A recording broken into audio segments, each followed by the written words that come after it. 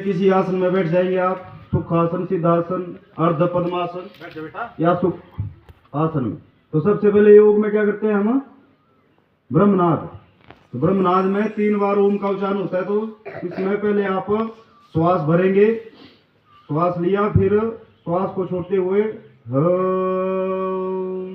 ऐसे 3 बार उच्चारण करना है। तो इसे हम ब्रह्मनाद कहते हैं। इसके नाम से स्पष्ट है कि पूरा ब्रह्मांड जो नाद कर रहा है वो ओम का है। ठीक है, तो मुद्रा बना लो, अंजलि मुद्रा, घुटनों पे रख लो या कैसे भी।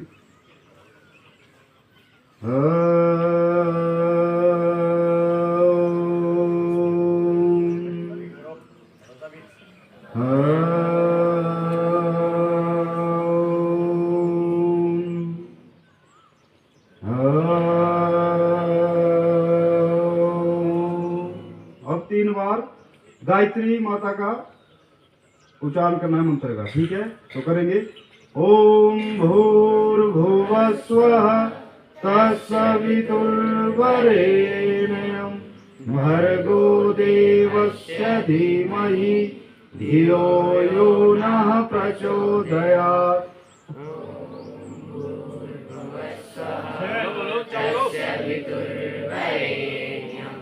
भर्गो देवस्य धीमहि धियो यो नः प्रचोदयात्। ओम भूर्भुवः स्वः तत्सवितुर्वरेण्यं भर्गो देवस्य धीमहि धियो यो नः प्रचोदयात्। और अंत में बोलेंगे अब संकल्प मंत्र। बोलो, सर्वे भवन्तु सुखिनः, सर्वे भवन्तु सुखिनः, सर्वे सन्तु निरामयाः, सर्वे सन्तु निरामयाः, सर्वे भद्राणि पश्यन्तु, सर्वे भद्राणि पश्यन्तु, मा कश्चित् मा कश्चित् दुःख भाग् भवेत्। दुःखभाग् भवेत्। ओम शांति ओम शान्तिः शांति शान्तिः शांति। शान्तिः। अब 3 बार अपने हथेलियों को घर्षण करेंगे और अपने चेहरे पे। तो पिछले सत्र में हमने पढ़ा था योग के कितने अंग हैं? 8। कौन कौन से?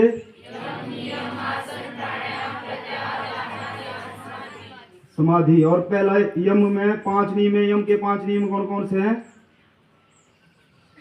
तो यम में पहला नियम है अहिंसा न करना। अहिंसा बोलो, अहिंसा न करना। दूसरा है सत्य, सत्य बोलना। तीसरा है असत्य, चोरी नहीं करना। क्या है तीसरा? चौथा है ब्रह्मचर्य, ब्रह्मचर्य का पालन करना। क्या है चौथा? और 5वां है अपरिग्रह, जरूरत से ज्यादा किसी चीज का संग्रह नहीं करना। क्या है? यदि ये आप 5 नियम पहले यम को मानेंगे, उसके बाद आप योग में जाएंगे। दूसरा बोलते हैं योग का दूसरा कौन सा नियम है? नियम। कौन है? तो नियम के भी 5 नियम है। तो पहला कौन सा है? पहला कौन सा है? आंतरिक शुद्धि या बाह्य शौच कर्म, जिससे हम अपना शौच कर्म करते हैं। लेकिन वो बाह्य शुद्धि एक आंतरिक शुद्धि भी होती है, जिससे हमारी वमन नीति, जल नीति से हम अपने आंतरिक शुद्धि करते हैं। इसमें दूसरा आता है आपका तप करना। कौन सा नियम है? नियम में दूसरा नियम। तो आप अपने पढ़ाई में जो तप करेंगे वो तप कहलाता है। अपने अपने क्षेत्र में हर व्यक्ति इसमें तप करेगा। तो तीसरा इसमें कौन सा आता है? फिर संतोष। कौन सा आता है?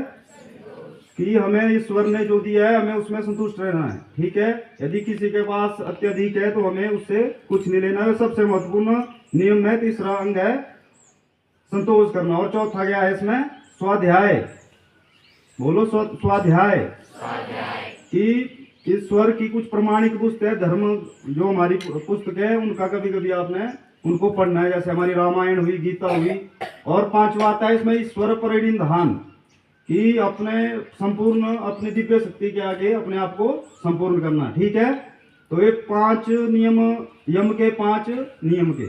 यदि आप 10 नियम अपनाएंगे, उसके बाद तीसरा अंग कौन सा है योग का? बोलो, आसन। तो आसन में हमने पीछे 48 सूक्ष्म व्यायाम बताए थे, 6 हमने किए थे, आज 6 और करेंगे। ठीक है, लेकिन आसन, आसन है क्या? आसन शरीर की वो विशेष मुद्रा है जो मन को एकाग्र करके शरीर के द्वारा की जाती है। एक आसन, आप इस आसन के ऊपर भी बैठे हैं, तो आसन को जब भी करना है तो आपने आसन के ऊपर ही करना है। यदि आप इसको खुले में कहीं भी करेंगे तो उसका कोई लाभ आपको नहीं मिलेगा। ठीक है, तो अपने स्थान पे खड़े हो जाएंगे। तो पिछले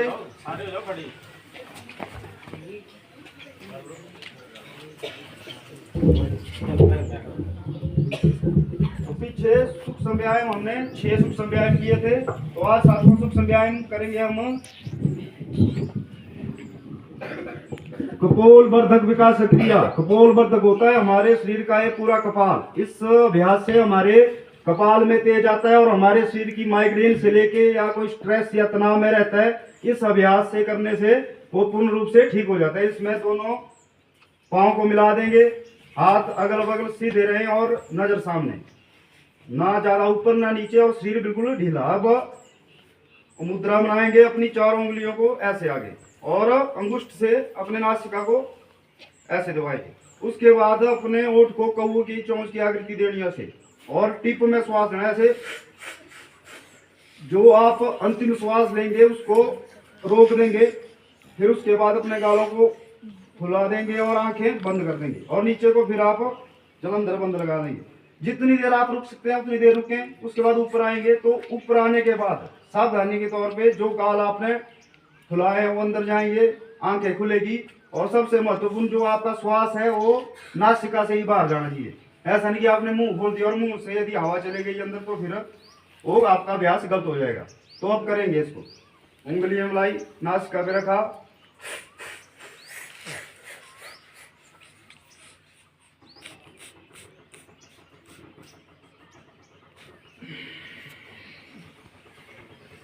मुंह आपका जो मुंह है नहीं खुलना चाहिए, इसमें श्वास भी नासिका से बाहर ही जाएगी। ये सबसे महत्वपूर्ण है कपोल वर्धक विकास क्रिया। बोलो कपोल वर्धक विकास क्रिया। इसके बाद जो 8वां सूक्ष्म व्यायाम है वो कर्ण शक्ति विकास क्रिया। बोलो कर्ण शक्ति विकास। कर्ण होते हैं हमारे कान। इस अभ्यास से हमारे कान के सभी रोग जो हैं स्वस्थ, कान की कोई भी आपको संबंधित कोई भी बीमारी नहीं है यदि आप इस अभ्यास को करेंगे। तो इस अभ्यास के लिए अंगूठों से अपने कान को दबाना है। ठीक है, और इसमें श्वास वैसे ही कौवे की चोंच में, पर इसमें एक रफ्तार में आपने श्वास लेनी है ऐसे, और जब अंतिम श्वास रोक ली उसमें आंखें बंद और नीचे को जलंधर बंद। और जैसे ही आप ऊपर को आएंगे तो अपने हाथ पहले नहीं उठाने, पहले नासिका से श्वास छोड़ना है, उसके बाद आपने अपने हाथों को हटाना है। यदि आप अपने अंगूठे को पहले उठाएंगे और श्वास छोड़ेंगे तो फिर कान में एक आवाज आएगी, इससे आपको कान भी फट सकता है। तो ये सावधानी के तौर पे आपने ये याद रखना है। तो करेंगे इसको, रखा,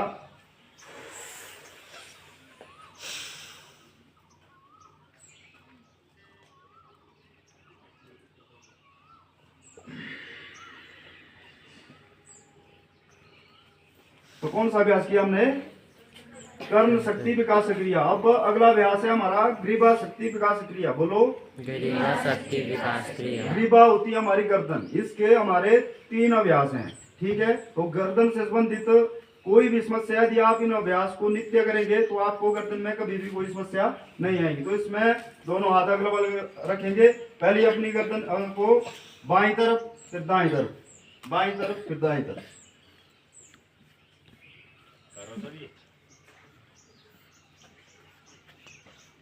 नजर भी उसी तरफ। और इसी ग्रीवा शक्ति का दूसरा अभ्यास है, अब गर्दन को नीचे ऊपर, नीचे ऊपर।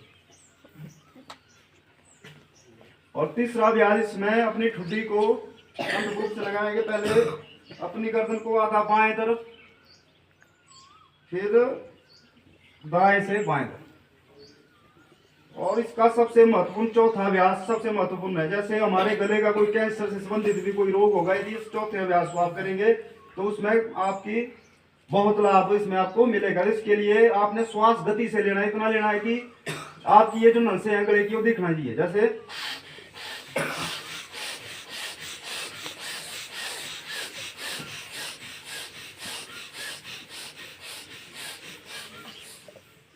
तो इसके बाद 10वां अभ्यास करेंगे हम स्कंद तथा बाहुमूल शक्ति विकास क्रिया। बोलो स्कंद।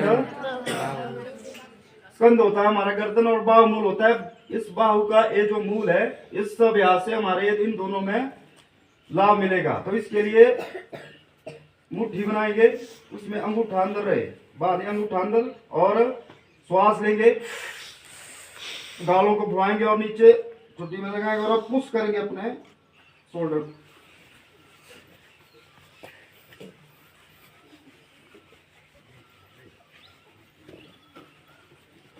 और धीरे धीरे ऊपर आके श्वास नासिका से बाहर। तो कौन सा अभ्यास है? स्कंद तथा बाहुमूल शक्ति विकास क्रिया। उसके बाद करेंगे हम भुजबंद शक्ति विकास क्रिया। इसके लिए अपने दोनों हाथ आगे कर देंगे, अंगूठे अंदर और अपने हाथ को आगे पीछे।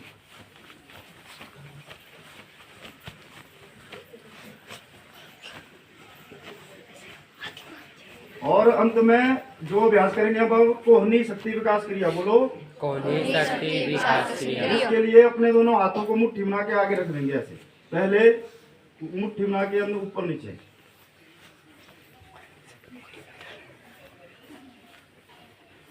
इस कोहनी शक्ति का अगला अभ्यास करेंगे, दोनों हाथों को खोल देंगे और अंगूठे मिले रहे हैं इसमें बिल्कुल, और ऊपर से नीचे।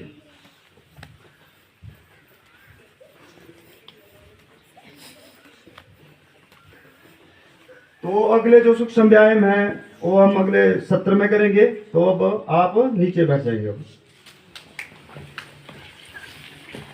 तो योग का अगला जो अंग है आसन के बाद आंतरिक, मतलब प्रश्न शास्त्र के अनुसार बोला गया है कि हमारे शरीर के अंदर 6 करोड़ 20 लाख रक्त कोशिकाएं हैं।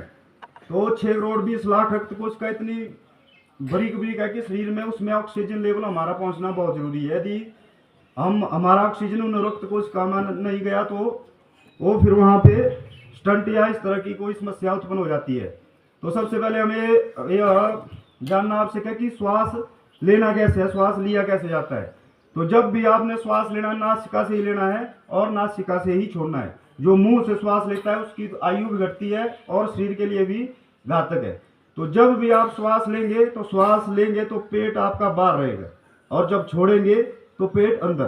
तो कुछ लोग उल्टा श्वास लेते हैं, वो जब श्वास लेते हैं तो पेट अंदर जाता है और छोड़ते हैं। तो वो श्वास नहीं ले रहे हैं, वो अपने शरीर के अंदर हवा ले रहे हैं। हवा लेने के बाद आने वाले समय में उनका शरीर पैरालाइज्ड हो जाएगा या फिर बोलते हैं कि हवा लग गई। तो आपने श्वास सही लेना है यही। और जब भी श्वास लेना तो श्वास यहाँ मध्य पट तक ही लेना है। इसके बाद हमारे शरीर की संरचना है कि खुद अपने आप नीचे श्वास चला जाता है। ऐसा जोर से भी ऐसे भी श्वास लेना, श्वास इतना लिया तो इसके बाद नीचे अपने आप कार्य हो जाता है। तो प्राणायाम में सबसे पहले आता है हमारा यौगिक श्वास क्रिया। बोलो इसमें आपने मध्य पट तक श्वास लेना है, नासिका से श्वास लिया और 3 सेकंड तक अपना पेट बाहर रोकना है। फिर श्वास छोड़ेंगे तो पेट अंदर और अंदर भी 3 सेकंड के लिए आपने रोकना है। और इसी अभ्यास को आपने 1 से 2 महीने तक, बाकी आपने और कोई प्राणायाम अभी 5-6 महीने तक और प्राणायाम नहीं करना है। ठीक है, तो करेंगे। इसमें मुद्रा बना लो, अंजलि मुद्रा में आ जाओ। श्वास लिया, पेट बाहर छोड़ा, अब पेट अंदर, अंदर भी रोका इसको। फिर से लिया,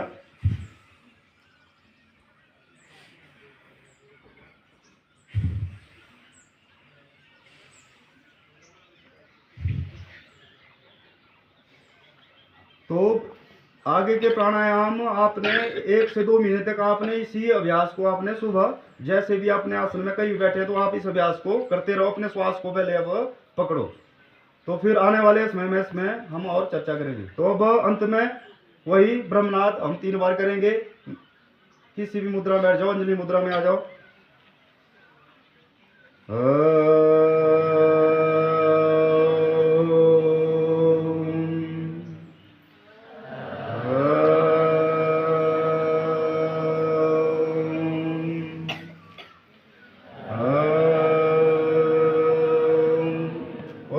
संकल्प मंत्र बोलेंगे। बोलो ओम धौः शांति अंतरिक्ष गुण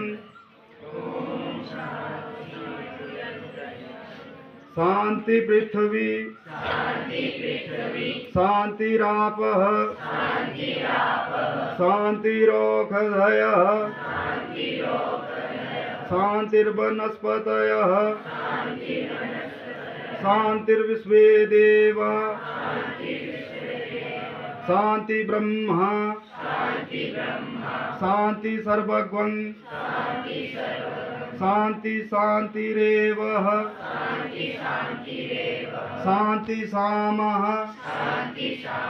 शांतिरेधि सुशांतिर्भवतु